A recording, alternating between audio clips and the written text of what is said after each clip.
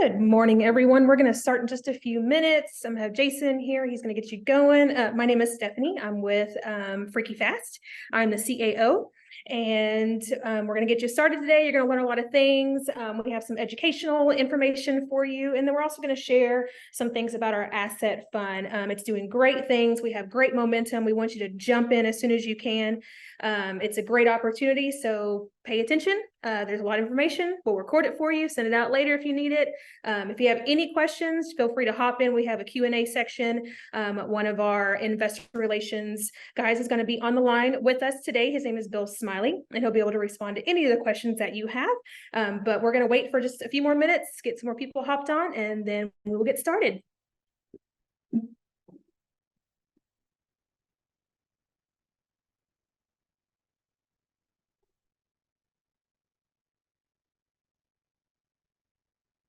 All right. I just kind of wait for a few moments as people start hopping on here. I know we got one attendee. Let's see, Howard Jones. Hey, Howard, thank you so much for hopping on. Where are you at right now? You don't mind, I'm going to turn on the chat box here. Let's see. I think it's this. Open. Want to make sure that everyone is able to communicate and chat. Let's just double check.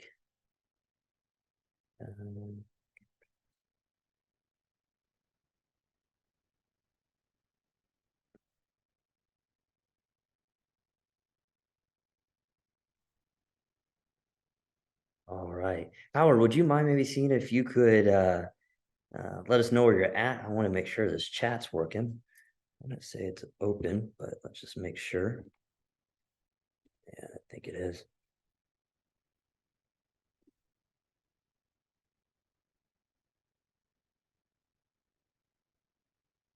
Oh, here we go. I think I just opened it now.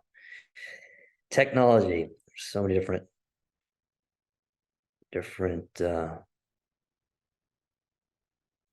variables. I'm just going to take a few moments, let some people hop on. If you don't mind put it in the chat box where you're hopping on from. That'd be great. Thank you for taking some time out of your schedule to, awesome. It's working. Sacramento, California. So it's bright and early there. Thank you so much, Howard, for hopping on. We are excited about the webinar today. We're going to be basically doing a couple different things. One, as Stephanie mentioned, we want to kind of give some education on a few different items in the real estate market. A lot of the questions that we've been getting over the last couple months, for example, where are you investing now? What are some good markets? And so we're going to share some of the hottest markets in the country, where to deploy capital is. Two, we're going to kind of give some insight on where the real estate market is and where it's going. And, there's a lot of white noise out there. You can get a lot of conflicting information. And, so it's one of those things where it's like, okay, what is really going on, and how can I decipher that? So we're going to share some numbers, show some graphs, kind of get some insight on what's actually happening in the market, and then explain why, to the chagrin of many experts in the real estate investment world or sector, why the market's staying fairly stable. So we're just going to take a few moments and hop on and go through some of this. Again, thank you guys for joining, and we will be having a Q&A towards the end of the webinar. So if you've got any questions, feel free to put them in the chat box and we'll go through those. I've got a couple questions that we got from the last Q&A webinar that we did that we'll hop in and start off with those. And so all good things. Howard says he's investing in Sacramento. What's the returns like there? I know California can have some really good deals, but yet the yields are sometimes a little bit lower.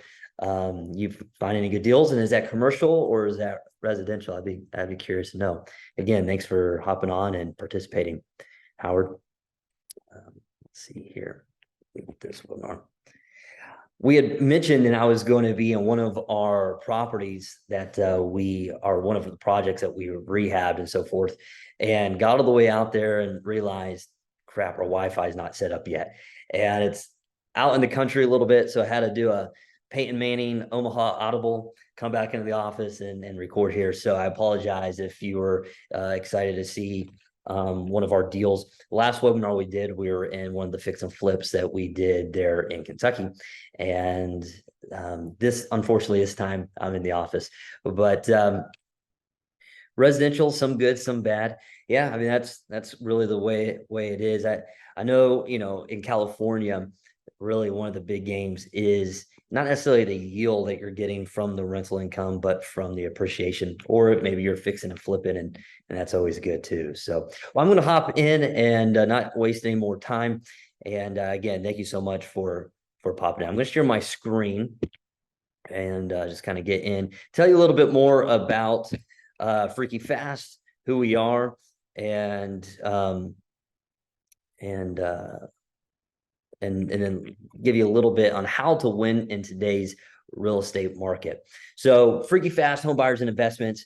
I started the company in June of 2019, and we specialize in turnkey rentals. So we're going out finding distressed properties, we rehab them, we rent them out, we get them cash flowing, and provide solid investments for ourselves and for our investors.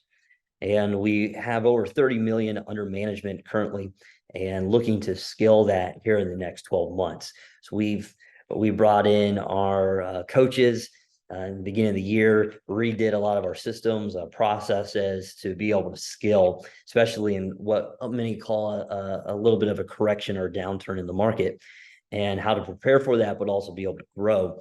And our goal is to go from 30 million to 100 million within the next 12 months. And so we're super excited about that, and we'll share with you a little bit how we're going to do that. But really, the main objective for today is to help you, the investor, know how to win in today's market. Again, because so many of us have heard that the market's correcting. So many of us have heard, hey, there's going to be a huge recession, and especially in the real estate market, the bubble's going to burst. We've all heard different type of sayings like that. And in reality, there has been a slight correction, but we've seen that correction already kind of rebound. And we'll get into that a little bit more. So again, thank you for hopping on, and we'll get into the agenda. So just an introduction of who we are. We'll show you a little bit of the market trend, get back to investing, the basics in real estate. I feel like a lot of times we can get really, really lazy isn't the right word. Maybe sloppy would be more correct in a good market. In a good market, you can cut corners. You can maybe overlook some certain steps in the process and it not affect you too much because the market's hot. And so a good market, mistakes are a little bit easier to forgive and to correct. But when things start getting a little bit shaky, when people are a little concerned, when things aren't necessarily as great as they were, it's important that you get back to the basics, as simple as like knowing your numbers, knowing what you're buying it at, what you can rehab it for, what you're going to be able to sell it for, and really factoring in certain type of formulas to make sure that your numbers are correct. So simple things as that, or what I would consider the basics. We're going to talk a little bit about our strategy, mention a little bit about our fund, what we're currently working on. Maybe you've downloaded our packet, our offering already, and you have some familiarity with that. We're going to kind of dive into a little bit of that and an opportunity to invest with us. So that's the agenda. It'll probably be about an hour webinar. So if you're not able to stay on for the whole thing, that's totally fine. You'll be able to get the link and follow back up. And you can always schedule an appointment with myself or one of our sales reps, investor reps that can help you any further. All right, let's just hop right in. So Jason Engelman, I'm the CEO of Freaky Fast. Like I said, I founded the company in June of 2019. And we started off with 3 properties in Columbus, Georgia. And over the last 4 years, we have purchased around 30 million. Actually, that changed this past month because we just closed on 30 properties in Indiana. So now we're around, and that was a $2.5 million purchase. And we had a couple other purchases. So we're close to that 35 million under management already. And so we're really excited about the growth and the opportunities that are coming across our desk. If you have any questions, our investor relations team, Alex Munchler, Bill Smiley, David Lowry and Natasha Gava is some of the people that you could reach out to, schedule appointments with, and they'd be glad to help you any way possible. Again, already mentioned that we are in 5 states. We are in Ohio, Georgia, Indiana, Texas, and Tennessee. And actually, we are in Kentucky as well, but it's literally like right across the border of Cincinnati. And so we sometimes kind of mix that in with Ohio. But yeah, so we're in those states. And our track record for our investors who've invested with us in our funds has been between 9 and 15%, just depending on the fund. And so our average is about that 13%. And that's just cash flow. That's not considering any appreciation or depreciation from the write-offs and so forth that we're able to provide as well. So that's just a little bit about Freaky Fast, and we'll hop right in. So again, just a reminder, we will be having a Q&A towards the end of the webinar. And so if throughout the webinar you come up with a question, feel free to put it in the chat box or write it down, and we can save it towards the end, and I'll be glad to answer any of those questions that you may have.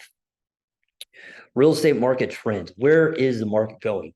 Again, this is a hot topic, depending on if you listen to podcasts or you read the Wall Street Journal, or you're listening to your local news or maybe your favorite news network, and they bring on the experts, and you're trying to figure out where is it going. Maybe you read the article online and it's saying the market's not looking good for the next 24 months. Interest rates are going up. Everyone's always concerned about when interest rates go up, how that's going to affect the market, and it does at times, but surprisingly it hasn't really affected it that much. It did for just a small fracture of the last 12 months, but again, it's already started to rebound, and we'll hop into that and explain why. So we want to really be able to give you a good, informative knowledge of where we're at currently with the real estate market.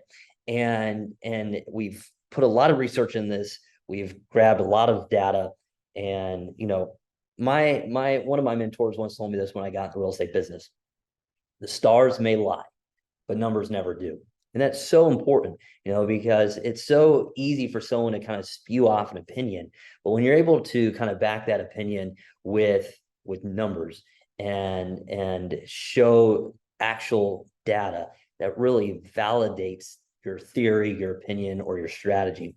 And so we hope that with the research that we've done and the information we're going to provide, that you would understand why we are bullish right now on single family homes. So let's hop right in and kind of share some of that information with you. Where is the market heading? What's interesting is in Q3 last year, around the end of July, interest rates started going up. And immediately you started to see a shift in the market. People started throwing properties on the MLS. A lot of them were kind of waiting to maybe see those prices go up. They didn't want to sell too soon. A lot of people were selling their properties, and then 6 months later, it went up another 10%. And it's like, if I would have just held on to that a little longer, I could have made a little bit more. So what you had were a lot of people just kind of holding to wait and to see, just how much it would go up. And as soon as interest rates started going up, immediately you started seeing the market get flooded with properties. Happened in single family homes. It happened with our ranch land development deal that we're doing. We saw very little competition, and then immediately all of a sudden you started seeing listings of all these different tracts of acreage for rangeland just hitting the market. And what that did was it slowed things down almost instantaneously. And the reason for that is because now people weren't as aggressive to purchase.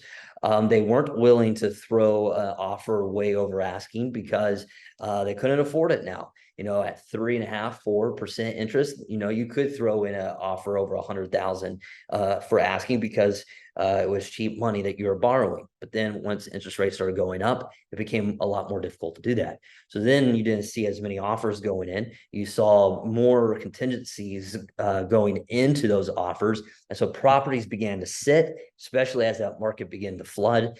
And then you start seeing prices drop. However, if you start looking at the second quarter of 2023, that started to change.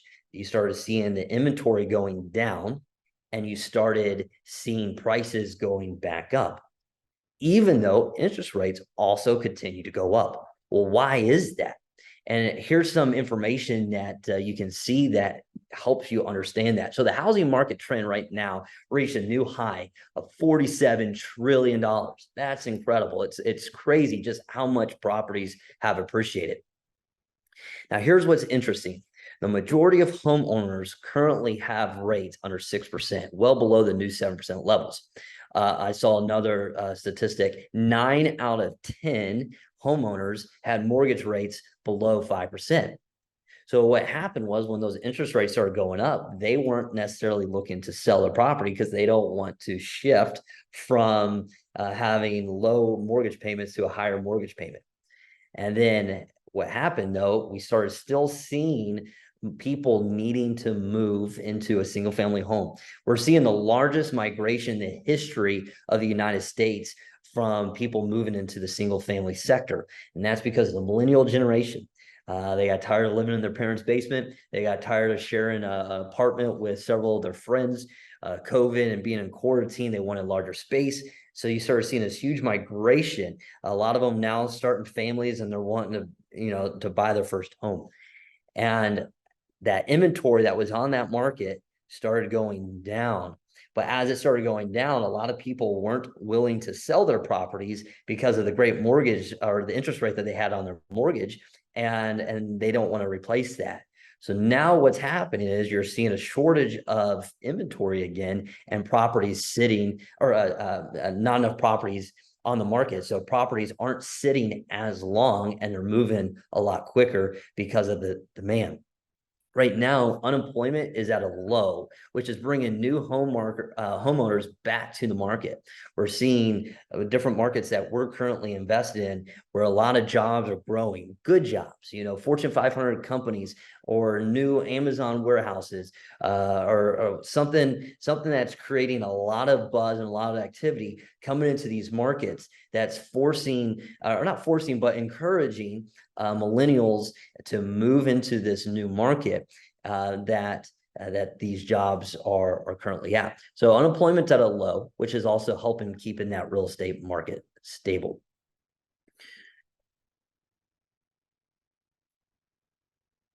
Some of the hottest markets, and I'm just going to scroll through here for just a second. So I want to go to this slide, and it kind of just hits in what I was just mentioning. There's the one stat about 9 out of 10 below 5%. But here's another reason why the real estate market is stable. Again, to the chagrin of a lot of experts, we are at a deficit in homes right now. We are currently short around 5.5 million homes. The reason for that, 2009, 2010, in that recession that we had, unlike what we've seen for many, many years in this country since the Great Depression, new construction came to a complete halt. A lot of people who were in the process of building new homes lost everything, and those properties sat sometimes unfinished, and it really caused a lot of construction companies and investors to go bankrupt, lose money. And because of that, there wasn't that consistency with the new builds going on. So over time, we started becoming more and more behind with a larger deficit. Then you throw in COVID 2020, either people went in quarantine, supply chains really took a huge hit. There weren't necessarily materials in stock. And then on top of that, a lot of developers still had that 2009, 2010 pain, PTSD. And they were afraid that something similar was going to happen. It was really uncharted waters. We had no idea what was going on with COVID. So you started seeing new construction kind of slow down again. They didn't want to make the same mistake and go belly up. So that created even a larger deficit. What's interesting right now is we could almost increase our production by 50%, and it would still take 2 to 3 years for us to even start to close that gap that's existing right now in the market. So you mix in the fact that we're already at a deficit because of new construction. And two, you throw in the fact that people that have equity in their homes right now are kind of hesitant to sell because of the interest rate that they currently have on their mortgage, and they don't want to increase that by selling it and having to maybe raise that interest rate and raise that monthly payment. But then the third thing that's keeping them hesitant from buying as well is they don't necessarily know if they're going to be able to find a property. Again, because the inventory is so low. And because of that, that demand is still high, inventory and supply is down. And so it's stabilizing the real estate market as you see it. You're seeing prices again going back up. Now, maybe they're not flying off the shelves, maybe they're not on the market for 3 days and you had 15 offers, 40 showings, and 5 of those offers, no inspections, 50, 100,000 over asking. That did happen. That's not happening now. But what you are seeing are houses going under contract within a 2 to 4 week time frame. You're getting showings, you're getting good offers, some right around asking, or some maybe even a little over asking. And it's keeping that market very stable. And I personally see that continuing to stay that way as the demand is still very high. Another thing to keep in mind with real estate investing, why is it a good time to invest right now? It's because there are not enough homes for people to buy, but yet they still need a place to live. So they're kind of calling in an audible. They're reversing the course. Okay, well, I'm not going to buy right now, but I'll go rent a property for a year. And so now you're seeing properties that are listed for lease on the market, not staying on the market as long. You're seeing rental prices going up. For those who maybe can't afford to buy because of the rise in interest rates, those families are also moving into the rental sector again. And again, causing a demand for those properties, which is forcing prices up and which is lowering the inventory for people to choose from where they want to live. So if you're able to provide a really good quality home with good quality finishes in a fairly nice neighborhood, you're going to be able to get a good quality tenant in there that's going to pay market values, and sometimes even above market values. We're seeing some of our homes go anywhere from $200 to $300 higher than what we initially thought we'd be able to list those for, and in some parts of the country even higher. So just really depending on the market that you're in. Like New York, it might be $500-600 higher than what you were maybe being able to rent something for a few 12 months ago. In other markets, it's a little bit different. But you're seeing those prices go up, and that is why now is a good time to invest. I'm going to go back to this one slide up here. I skipped it. Hottest markets for single family homes. So maybe you're in California, or maybe you're in the West Coast or East Coast, and maybe it's becoming tougher to find good deals. Maybe your ROI is not as lucrative or as attractive as you may like. There are markets right now where you can get double-digit returns on your investment.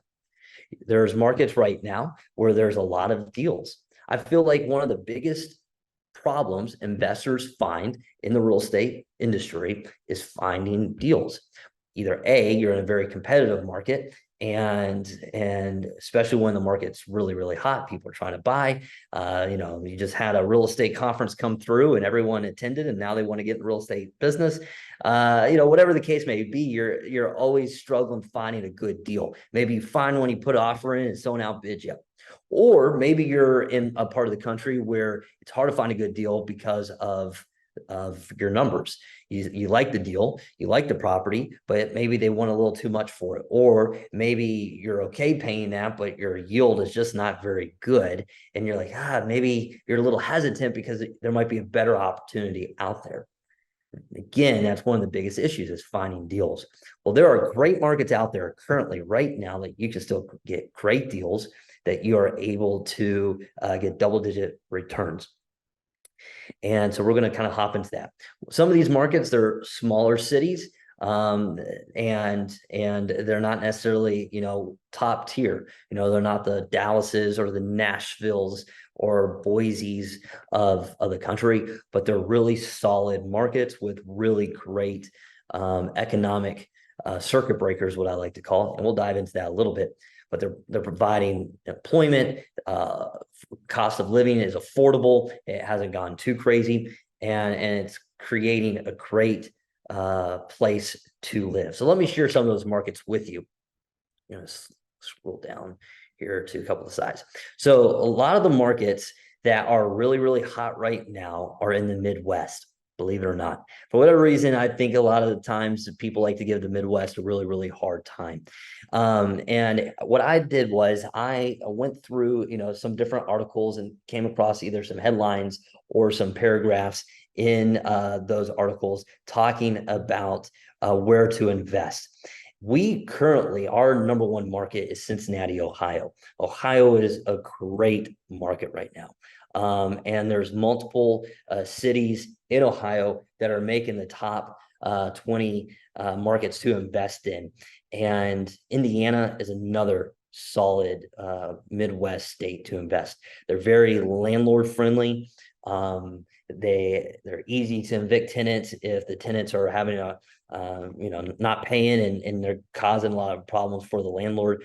But two, another reason why you're seeing the Midwest so strong is a lot of growth is going there. And yet the Midwest hasn't completely caught up to even the Southeast, which was the most popular place to invest, a few years ago, which still a great place to invest. We still buy in Georgia and Alabama, and we're looking at places in Florida as well to move into. So the Southeast is still really good, but the Southeast has some spikes the last couple of years in the cost of living and in the purchase of properties. You can still get a really nice house in Ohio for that 200 to 350 range, whereas that property is, say, in Nashville, Tennessee, would be almost 700 grand. So you're seeing a lot of growth heading to the Midwest because employment is very low there. Unemployment is very low there. There's a lot of new jobs that are being created, and the cost of living is still very, very affordable. So hottest markets, in my opinion, again, Cincinnati, Ohio, we're crushing it there. And what's good about Cincinnati, Ohio is you're seeing two things. One, you're seeing prices go up, but you're also seeing great cash flow as well. So you're kind of getting the best of both worlds. Certain markets like Cleveland, you're seeing a little bit of appreciation, but a lot of cash flow. And so you just kind of have to determine what your strategy is. Are you looking just to sit on property and just let it, cash flow and appreciate over time? Are you looking for a really quick appreciation investment play? Then, that might determine what market you go to. But the Midwest right now is what is the strongest. I'm just going to take a second. I'm going to stop the share and just see if there's any comments on here. And feel free at any time, to comment if you have a question. And Bill Smiley, who is one of our investment relations advisors, is also on here, and he can answer questions as well as I go through it. What about Airbnbs?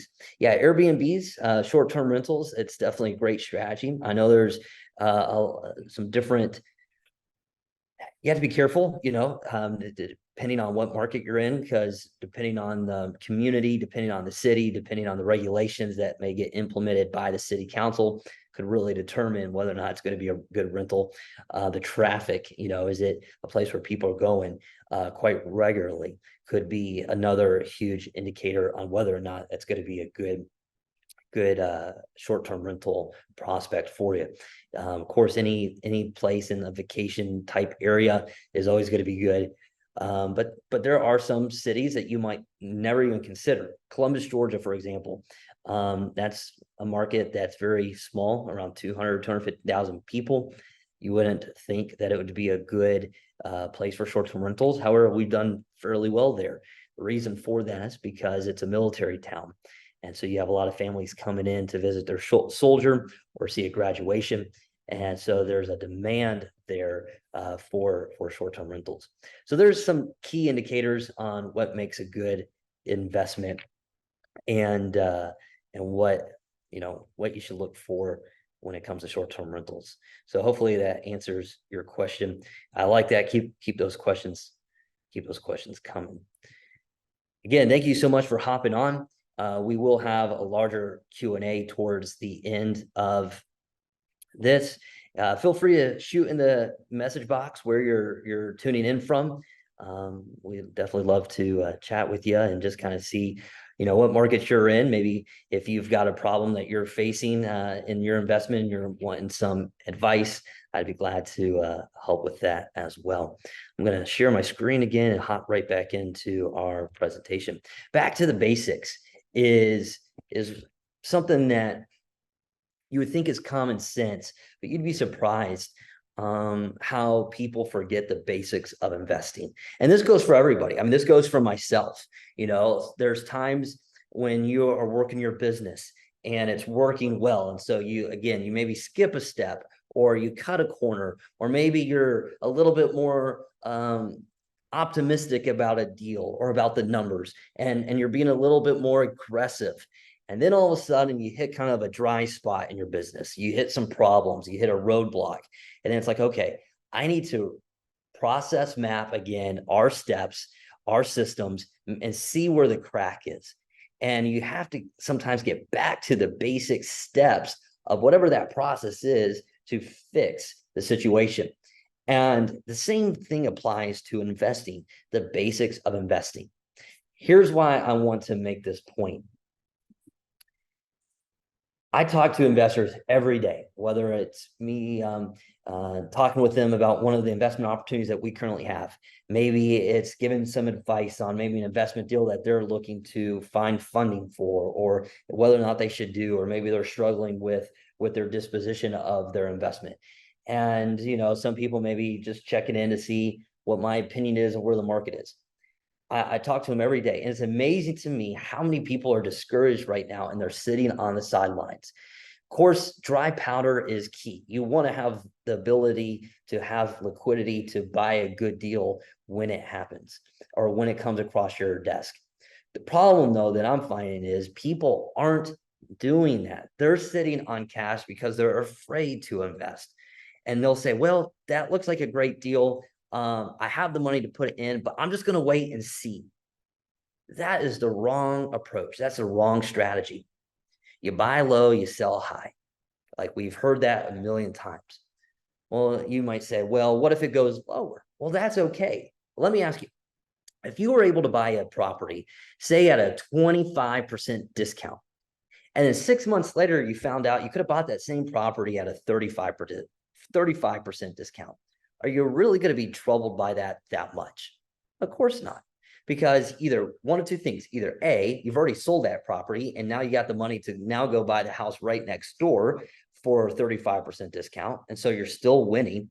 Or two, you've got that property cash flow and you're able to then take your focus and put it on another property at a larger discount. I've heard Warren Buffett say, if I buy it and it goes down, then I buy more. And if it goes down, then I buy more. You're not waiting for the bottom to completely drop and to go all the way down for you to buy. Because the problem is no one has a crystal ball. No one knows when that bottom is and what it's going to be and when it's going to happen. And so many times people lose because they sit on the sidelines just waiting for the bottom to fall out.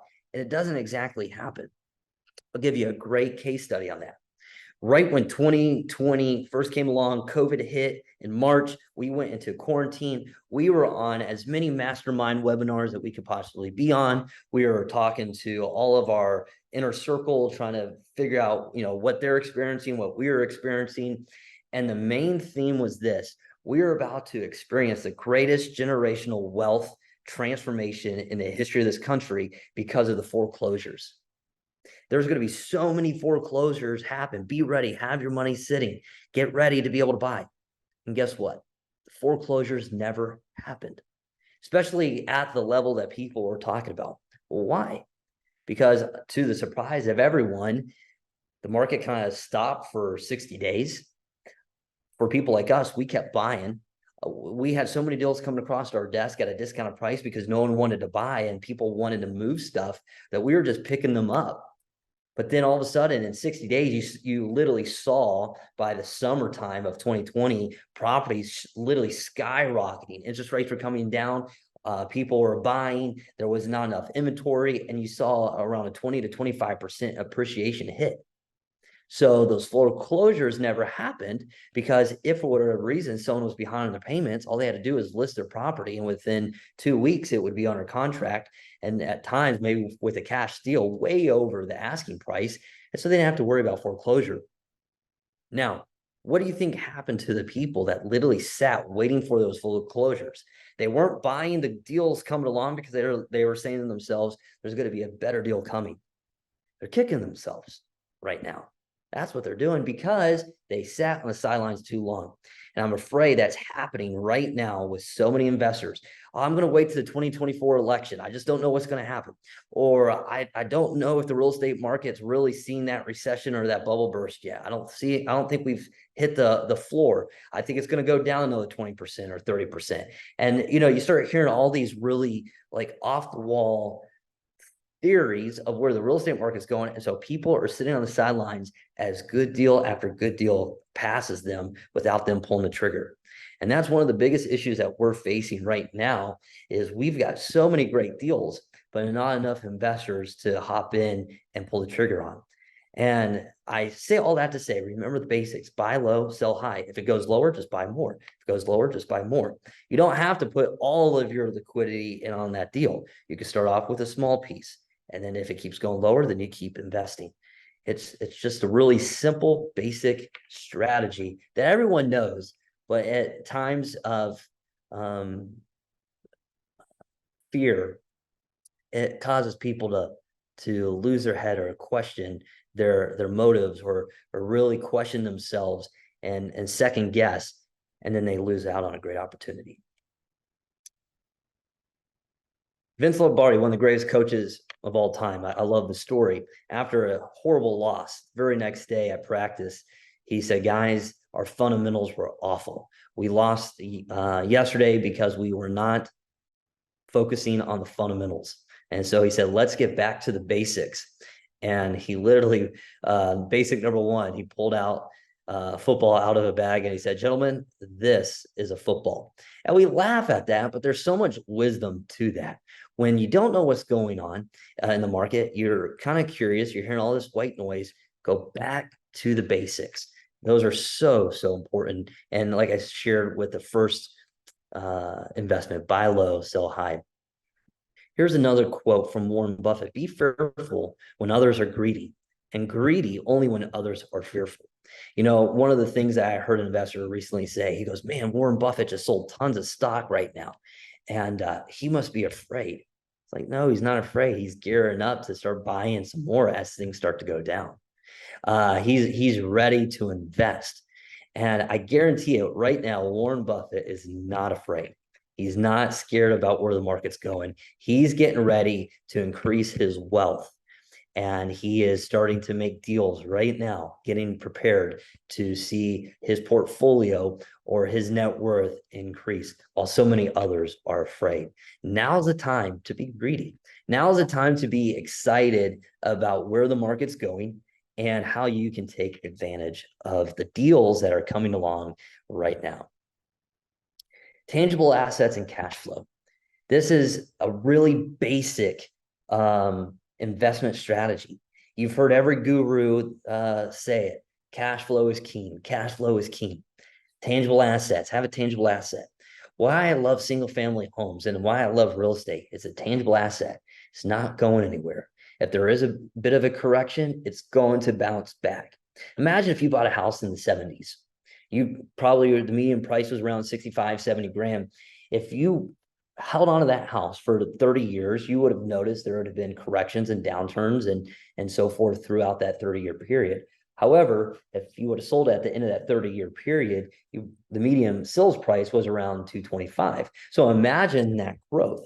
And throughout that 30-year period, you were renting that property out, getting cash flow every month, what we call mailbox money, and you are really taking an opportunity on that tangible asset and riding that tangible asset and that cash flow through the highs and the lows, the good times, the bad times, the great economies and the bad economies. At the end of the day, you win. And so that's the main theme that I pitch to investors right now: buy tangible assets and get them cash flowing. Get them cash flowing. For example, you haven't really seen anything like the 2009 2010 recession in our country anytime before or after, other than the Great Depression. But most of us weren't alive then, so we never saw that. What you have seen in the past is basic corrections, which usually is around 10%, 15%, and it usually lasts 12 to 24 months. The longest you might see is a 36-month time frame between when it went down and when it went back up. But historically speaking, it's been within 12 to 24 months. The other thing, historically speaking, everyone wants to say, oh, well, 30% drop in 2008, 2009. Well, that was certain markets like Las Vegas or California or Florida. But most of the markets that we would invest in really only went down 10, 15%. And so that's not really that huge of a hit. And especially when you're buying houses at the price point that we're buying them at. So if you look back in history and you see that your property only went down, say 10%, maybe 15%, but yet it still cash flowed and it bounced back over a 24-month period, it would give you a lot more confidence that real estate right now, even though we don't necessarily know where the market's going, you have some who say it's going up, you have some who say it's going down. You have the confidence that it's still the place to put your capital. Tangible assets and cash flow, so key to the basics of investing. I want to just kind of share our objective with you on how we build out our strategy to find deals so that this could help you if you're looking to find a deal on your own and you're like, hey, I'm kind of struggling, or maybe I need to refocus my objective or my buy box. And so what tips do you might have for me, Jason, that would help me? And so I'm just going to kind of share with you a little bit about what we look for. And also, if you're looking to maybe invest with us, give you the confidence that the deals that we're buying are the deals for you. So we'll hop right into that. Here's our acquisition strategy. We focus on primarily single family homes. We get duplexes, triplexes, quadplexes come across our desk every once in a while, maybe small apartment complexes like 11 unit or 20 unit. And we're all about buying those if it makes sense. But our primary focus is single family homes. Now, what's interesting is a lot of people are like, why single family? In fact, one of the main questions that we get a lot is why single family over commercial? Why single family over multifamily? You maybe see Grant Cardone or, one of these other multifamily gurus say, hey, you need to buy an apartment complex, get out of the single family investing, scale up, go to that next level, buy an apartment complex. The thing is, though, so many people forget that single family homes is a great way to invest. There's an old saying, follow the money. Have you heard that before? I'm sure you have.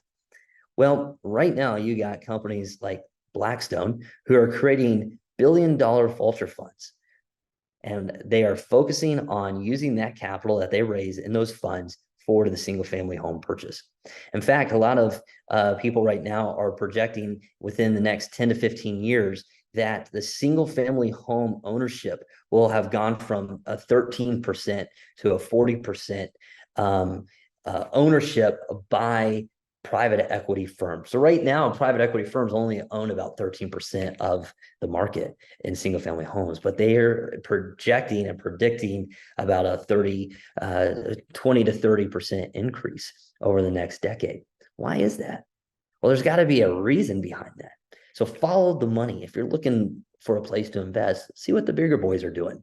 I don't have to be a shark. I'm totally okay being a sucker fish that just eats the scraps of what the sharks are feasting on.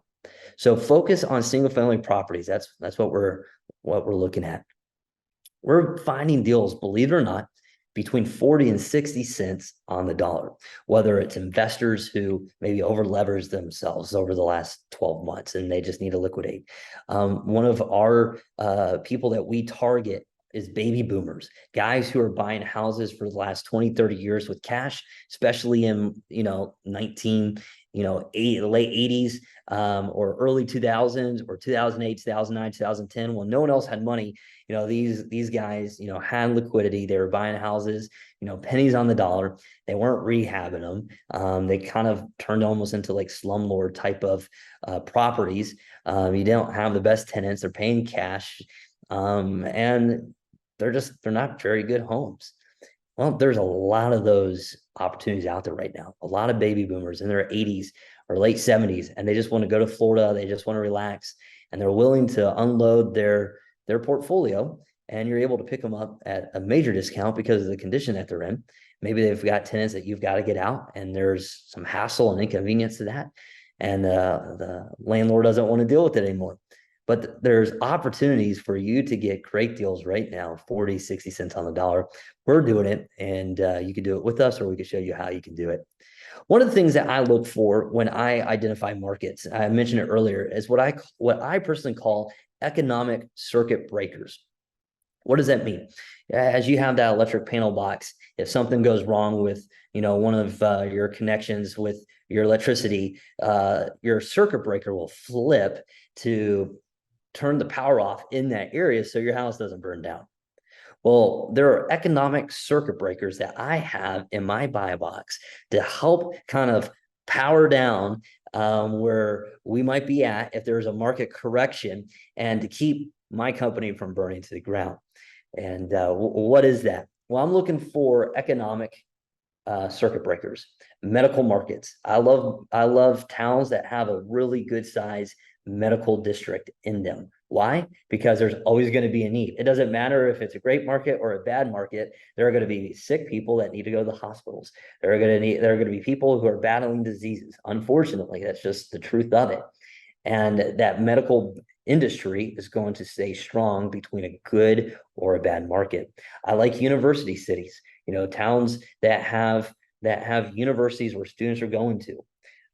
Even in downtime, people still go to school to further their education. Cincinnati, Ohio, which I mentioned is our number one market. You have two large universities there. You have, University of Cincinnati, you have Xavier University. And so you have a lot of students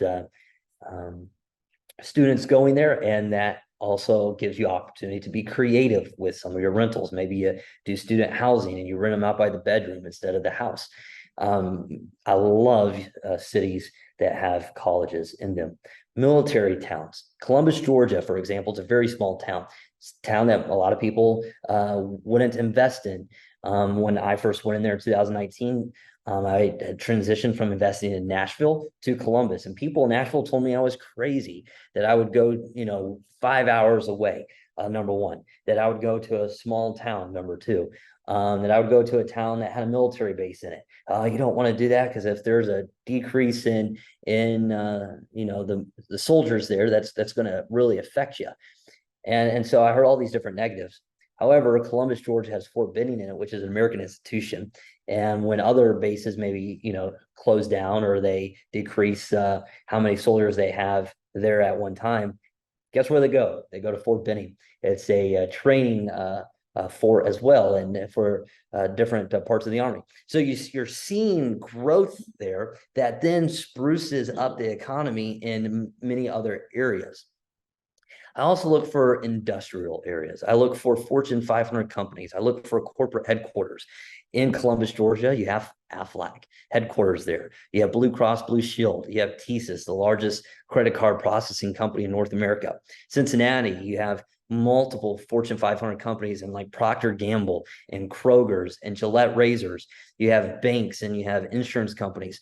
In Cincinnati, you have 3 professional sports teams. You may say, well, why does that make a big deal? Because in those markets, you're seeing a lot of investors going in to the downtown area or around the stadiums, bringing in nightlife and entertainment and restaurants and bars to create a reason for people to want to go there. And so now you're seeing people move into these smaller markets that have this nightlife, this entertainment, along with, good jobs and affordable housing, and it creates a desirable place to live. So when you have these different different circuit breakers. It helps stabilize your investment. It helps stabilize cash flow. It helps stabilize the value of your homes.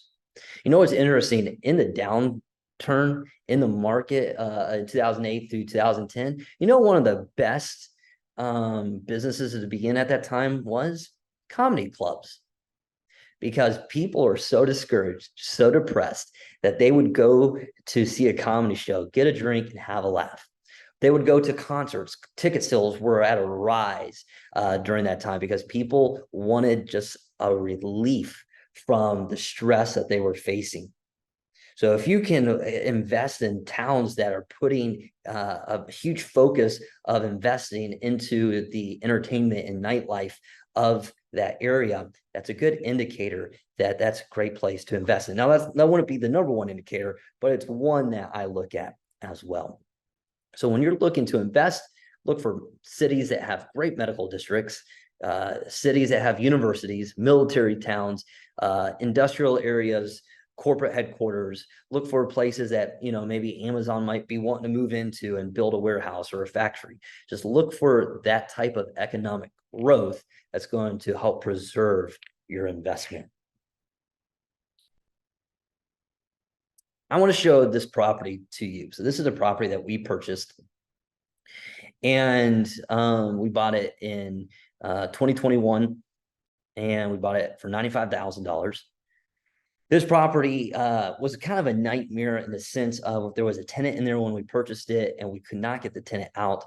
It was still a little bit around that time where there was just miscommunications with the court, and there was just some issues. And for whatever reason, it just kind of fell through the cracks at the court. And so that tenant was in there for a few months.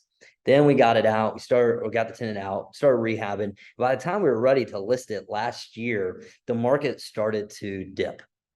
And so I listed it on the market for $220, and it started going down. And no, it wasn't sitting. I got an offer for like $190, and I wish I had taken it. But I was like, no, I'm not going to leave 30 on the table. I know this is going to move. And then it didn't, and then it didn't. And it started sitting longer, and prices started going down. So I reversed course, and I rented it out for $1,500 a month.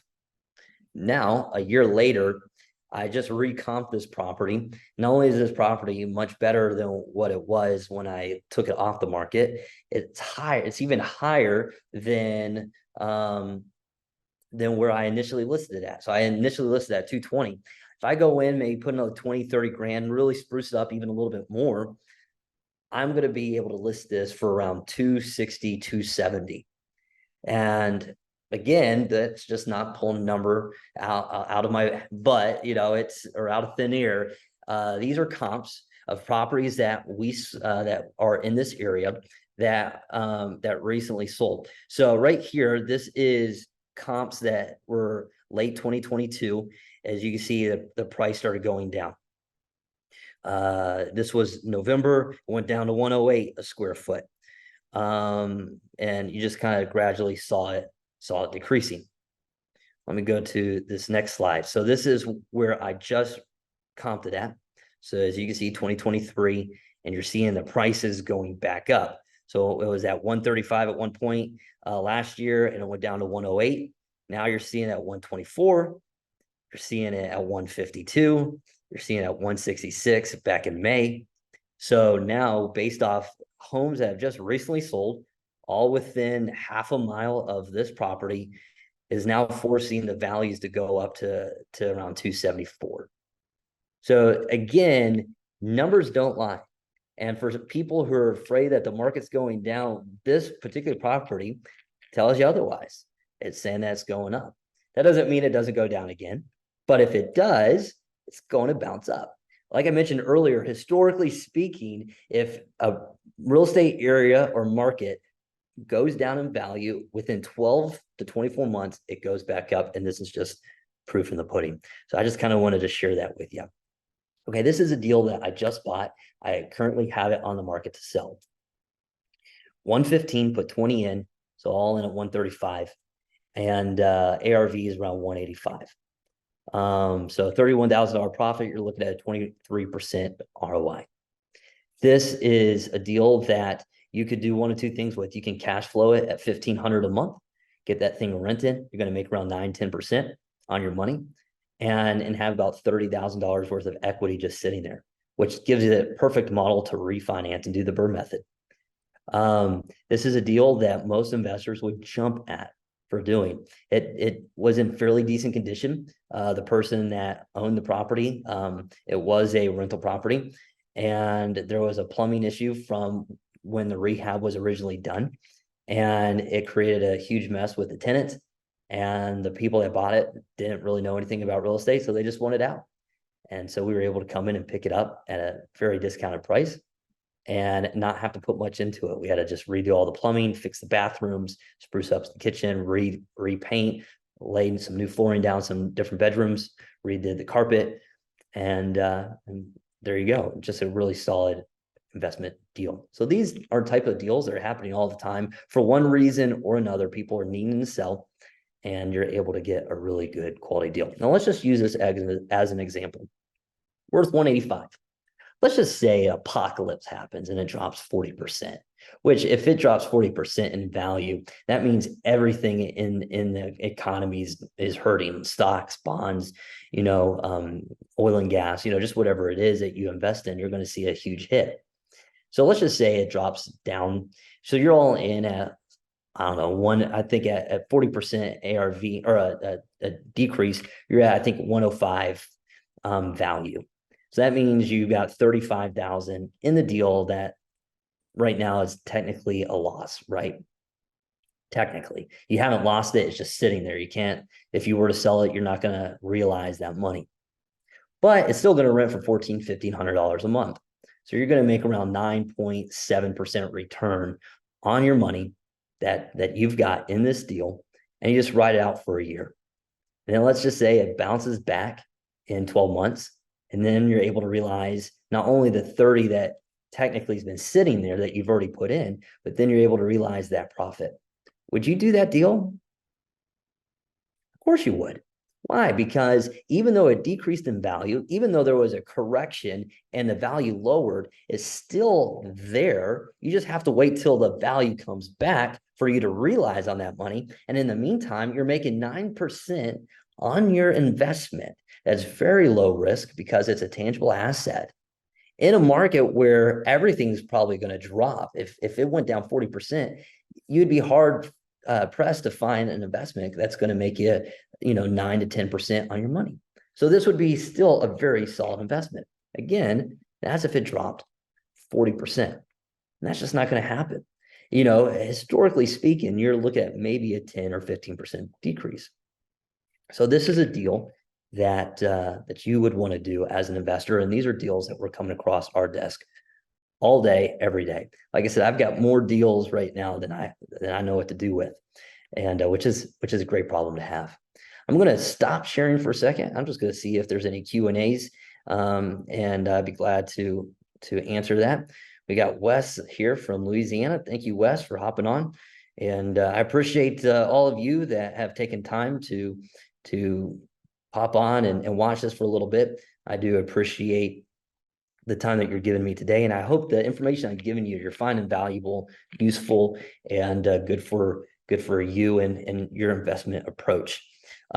Just a reminder, I will be doing a Q&A towards the end of this last show. We're almost done. It's gone a little longer than what I was anticipating. I said about an hour. It's 12 o'clock now, but I'll just wrap up real quick, and then we'll hop into the question answer period. I think there's one. Yes, I'll be glad to share the slides with you. I'll put maybe a link in the chat box to where you could download these slides. All right, let me share this back.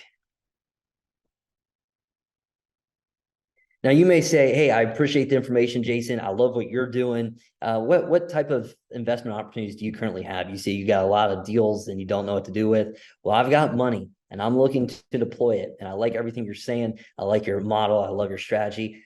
What can I do? How can I get involved? So let me just kind of share with you what we're doing. This is a property that we just locked up. Or I'll come back to that. I'll come back to these slides. Okay, so now what? What did you learn today? Well, first of all, let's do a recap and then we'll hop into how you can act now with us.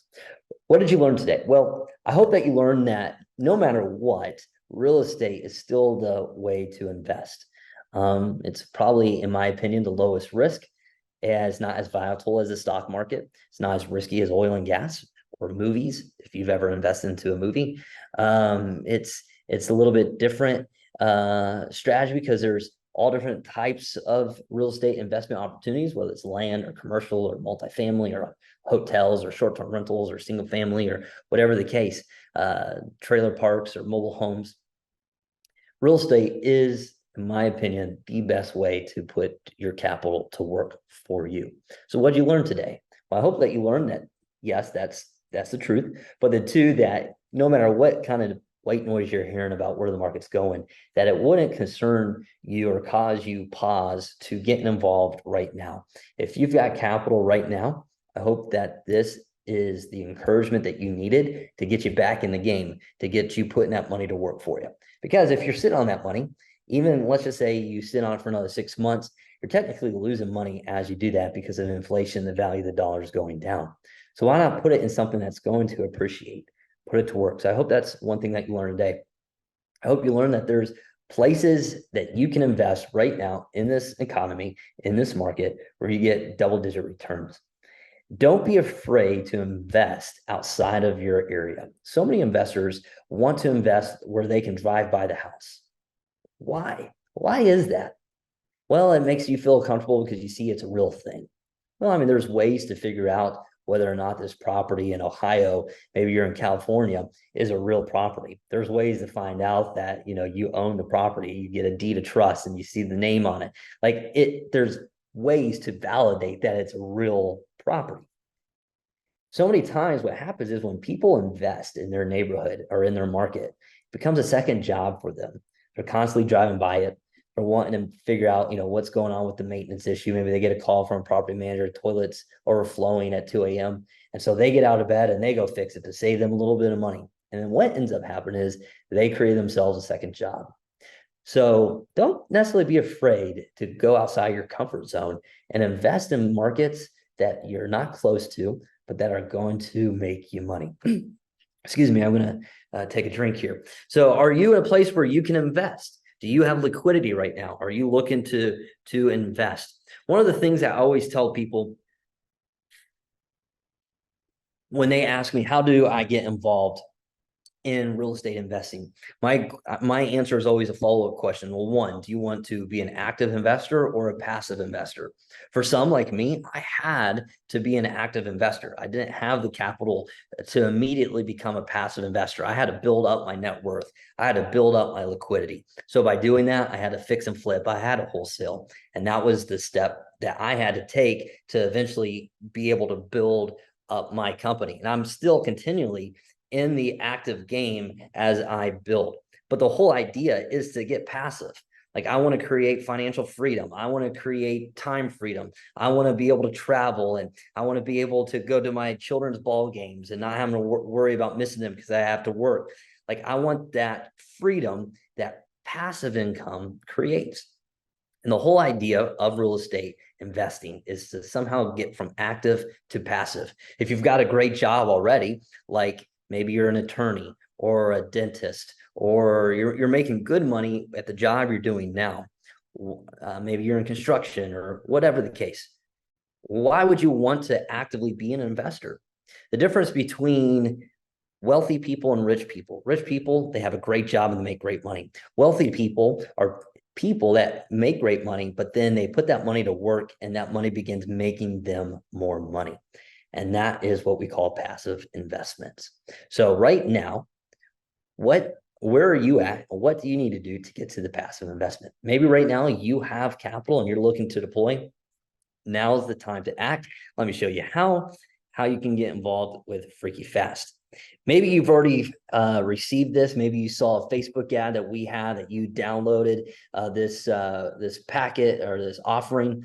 Maybe you haven't had an opportunity to look at it yet. If for whatever reason you didn't see it, just drop your email in the comment box. Bill's watching, and he'll be glad to resend this to you so that you have it. This is our asset fund. It's an equity fund. Just a quick couple basic bullet points on this. The offering size is 10 million. The minimum investment is 25,000, and the profit interest is all shared by the investors. There is no fund management fee, or there's no preferred interest and then a split between us and you, the investor. 100% of the expense minus the expenses, the profit goes to the investors from the very beginning. And then there's some opportunity for that to change just a little bit based off of refinancing and things like that. And we don't have to talk about that now. We can always get into that later. Investor redemption plan, meaning you get monthly distributions every month. So on the 15th, it goes out, and within, a few days, you should see that payment post in your account every month on the 15th. And 100% of the investor capital goes to work. So it's not like you invest the money in the fund and it sits for 6 months. You invest and it immediately goes to work for you, and you start receiving your first dividend check within 60 days. And so this is just a couple of fun facts with our fund. And real quick, what I'll say about this too, I'm going to scroll back up. So here's 2 properties that we put into the fund. This property right here is what we call a subject to property. It was a rental property. The tenant stopped paying. The investor was unable to continue paying the mortgage, and it was facing like a foreclosure.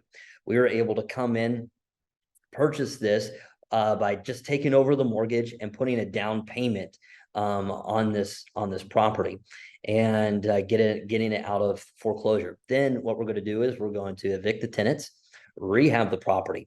So we put the purchase price 90,000. We only had to put 30,000 down to acquire this, and then 50,000 to rehab. So we're all in at 80,000 with our cash in on the deal. Total investment 130. That's not right. 80 and 90, 170 on the deal. And we're going to sell this at 215, which is going to give us around a $53,000 profit, which is going to give us around a 67% return. So a really solid deal, and one that, again, is going into our fund that you have the opportunity to invest in. Here's a property. Purchase price is 79,000. We're putting about 40,000 into it. It's just about half a mile away from Akron University.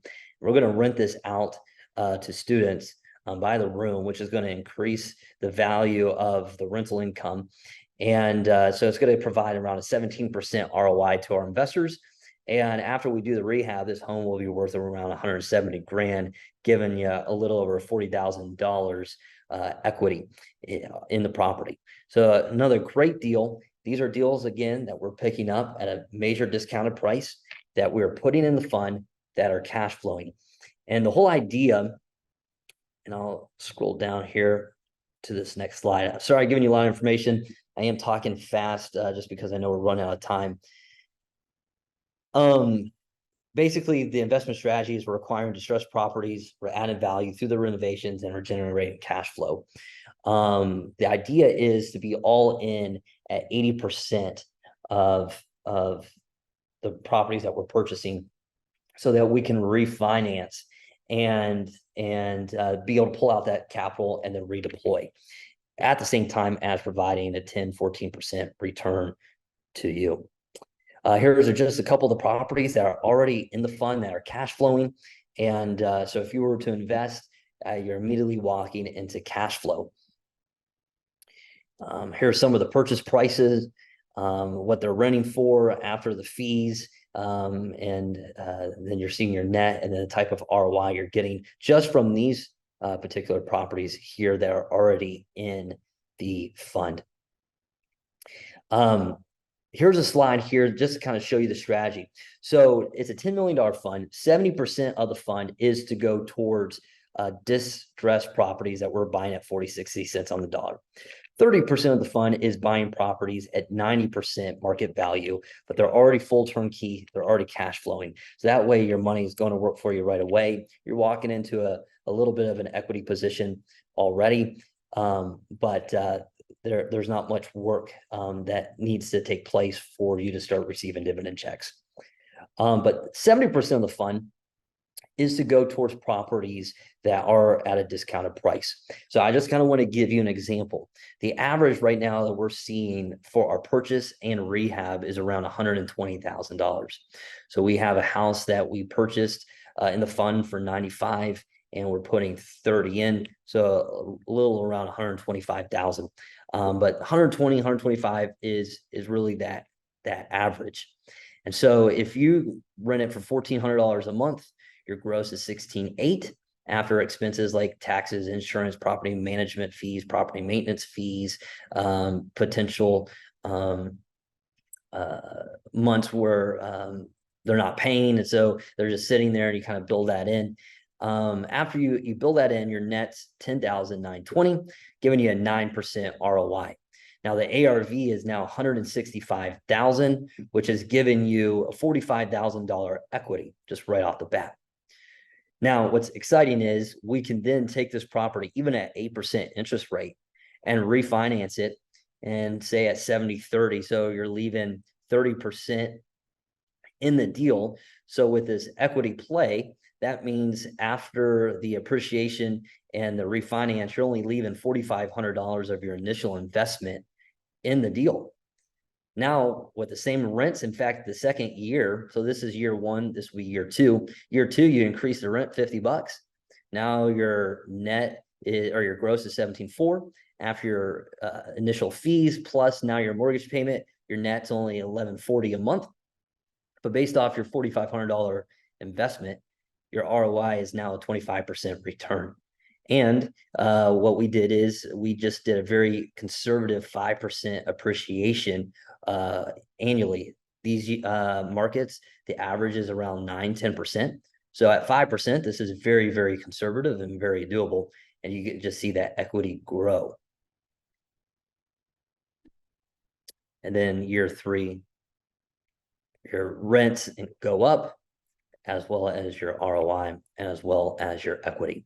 Now, the idea is once we refinance that, we take that remaining money and we go buy another house, and we repeat the process and do the BRRRR method: buy, repeat, rehab, rent, refinance, and then repeat. And so that's kind of the strategy. So the idea is to take this fund from 10 million to a $30 million fund within 3 years. So if you're interested in that, our team is ready to talk. Our phone number is right there. Feel free to call in, and we'll be glad to connect you with Bill or Alex or myself, and we can go through that just a little bit more. If you haven't gotten the pro forma on our newest fund, make sure to just put your email in the chat box, and we will send that over to you. If you got liquidity right now and you're looking for a great place to invest, I can assure you we're the company you want to invest with. I can assure you that we've got the deals that you want to invest in, and we're willing to prove that to you and earn your business. So with that being said, we will hop in and answer any questions. So feel free to throw in a question.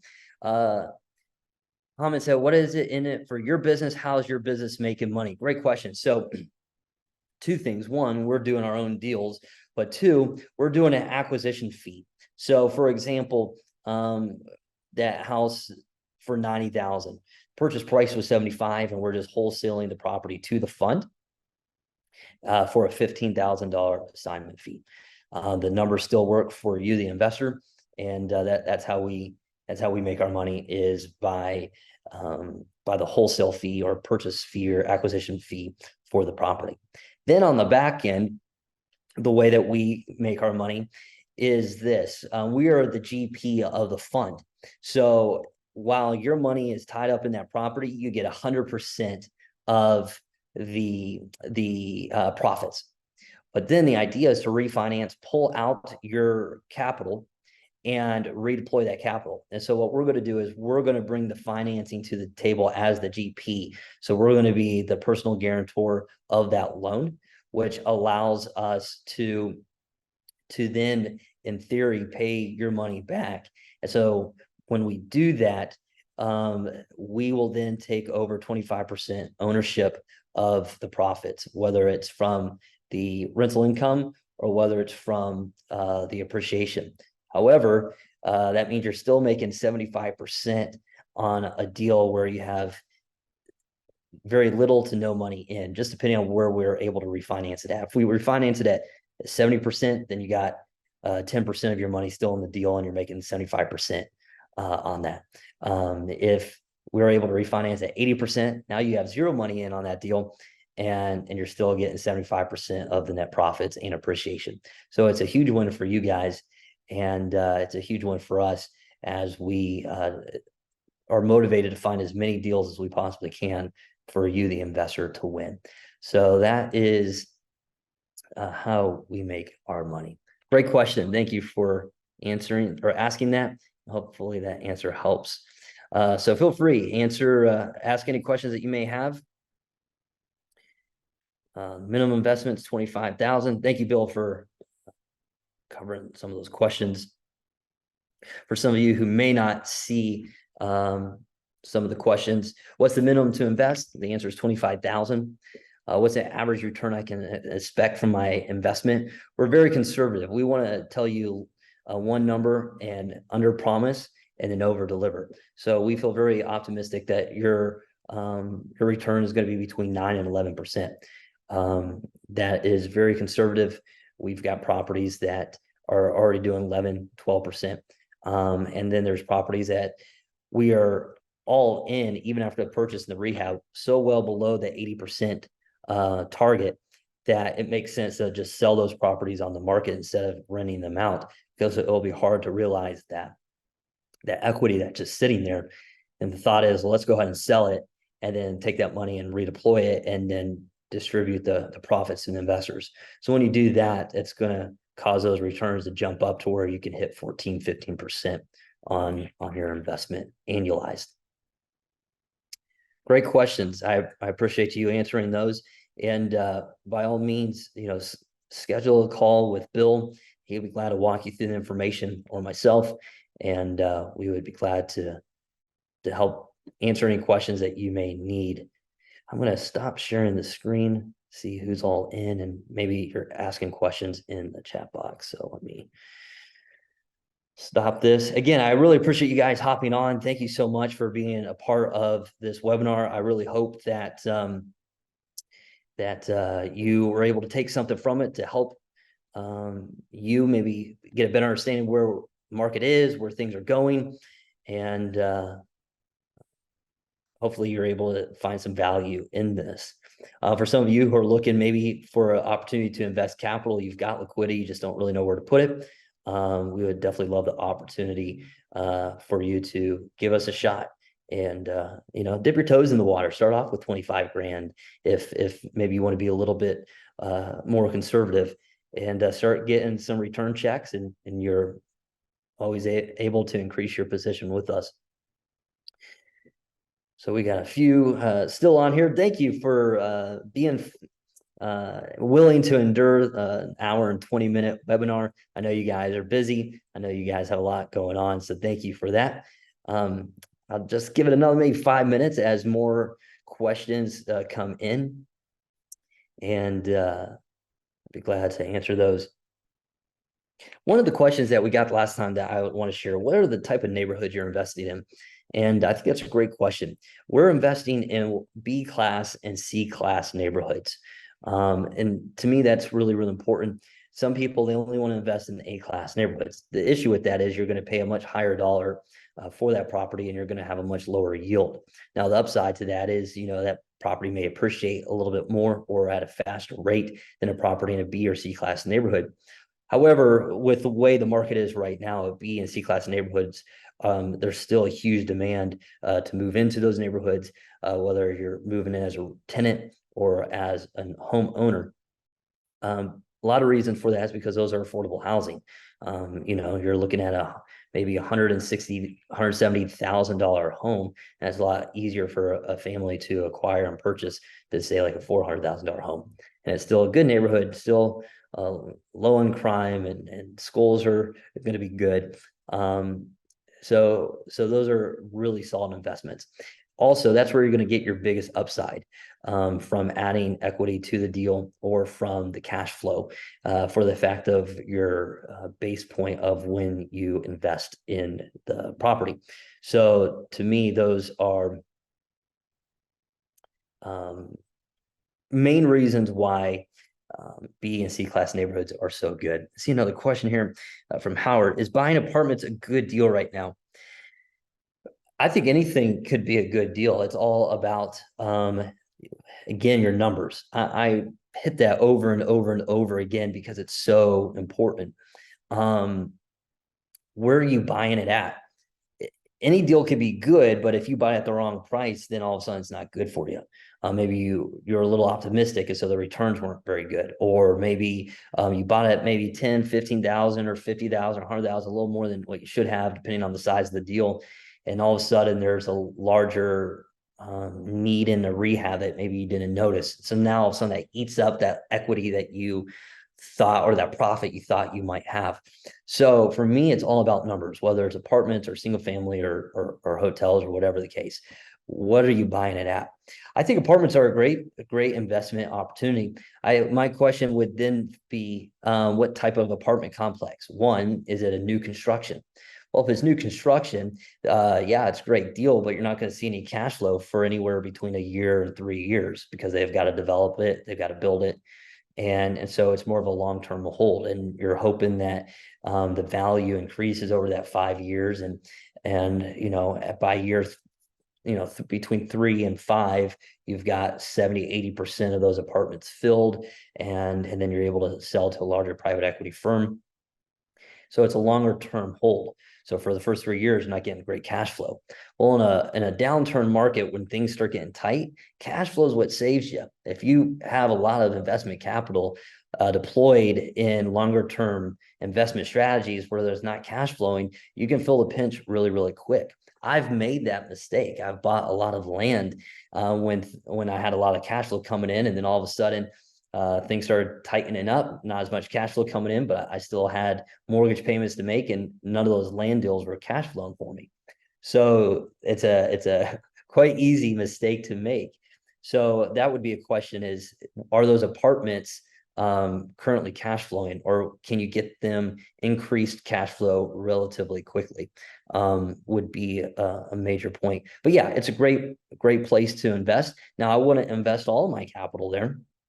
I mean, break it out in a pie.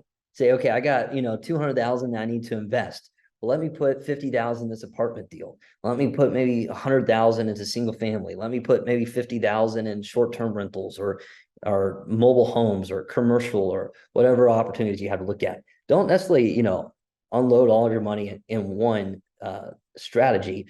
Diversify a little bit. But yeah, again, just depending on the deal, the purchase price, would determine whether or not apartments are a great deal to buy in right now. Thank you for that question, Howard. Any other questions that I might be able to answer? Give it just another minute or two.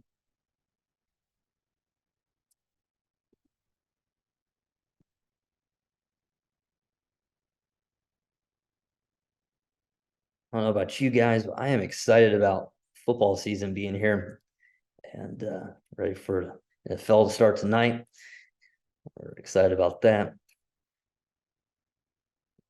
Ready for cooler weather. Man, here in Texas, it's been extremely hot, triple digits, and definitely ready for some nicer weather for sure. Let's see, any more questions? This is a great question. What percentage of your investments do you buy and hold versus flip or wholesale? Well, for us, we really don't wholesale. In theory, we are wholesaling properties to the fund, but that's it. We're not wholesaling to individuals, or we're not wholesalers. But again, this is going to sound crazy, but it's your numbers. So we created a calculator that allows us to put in the purchase price of a home, the rehab amount that's going to be, the ARV, what the value is going to be after the home has been remodeled. And then from there, it will break, and then also how much it would cash flow if we used it as a rental. And it will break it down for us and tell us exactly the disposition. So for me, it's not about, well, for every 5 I buy, I'm going to sell 3 on the market and I'm going to keep 2 as rentals. For us, it is about what does the numbers tell you to do? Does the numbers tell you to keep it? Does the numbers tell you to sell it? Maybe originally the numbers tell you sell it, but then all of a sudden there's a quick shift in the market and it's sitting and you're like, oh man, I don't want to sit on this too much longer. I need to get it cash flowing. So then you move it to the rental. So you got to have some wiggle room in there to help for any audibles that you might have to make, but allow your numbers to dictate your investment. Now, if you're just starting out and you're just wanting to get involved, well, you might have to wholesale a few deals and make some quick assignment fees to have the liquidity to then go do a fix and flip. And then after that fix and flip and you make a really nice profit, then take that profit and maybe use that to buy a rental property or buy a property that you're going to make a rental and kind of do the BRRRR method. So you get the money using your down payment or using your profit from your first fix and flip as a down payment. And now you got 2 properties. Now the money that you sold from the fix and flip, you could always use to buy another property, but then now you have the ability to buy a second. Well, maybe make that second one a rental and that other property that you just bought, make that a flip. So then when you flip that, now you've flipped 2 homes and now you've got some more profit to maybe buy another rental. So just depending on your structure, always, if you're starting from scratch and you don't necessarily have a whole lot of capital deploy, always start with a fix and flip and then use that profits to then put back to work for you in a passive role from a rental property. So that would be how I would strategize that. Again, that's for someone who's just getting involved.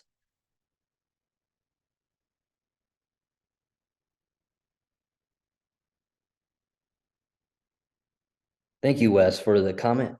He says, I watch a lot of webinars, etc. I totally agree with your strategies and your take on hot, smaller markets. I appreciate that. It's very kind of you. All right, guys. Well, thank you so much for taking time to hop on this. Again, I hope this helps. If you are looking to invest, now is the time to do it. And definitely feel free to reach out to us. We really do appreciate you. And hopefully, again, you are able to take something from this. We're going to be doing these webinars on a weekly basis, bi-weekly basis, probably start off with, but then a weekly basis. And it's going to be fresh with new information. We're also going to be able to share with you how our fund is going and how and what we've been acquiring and what's coming across the docket and so forth. So definitely keep in touch with us. Definitely plug in and really connect with our group. We love to help you any way we can. You guys have a great day. Enjoy your weekend as it approaches, and God bless.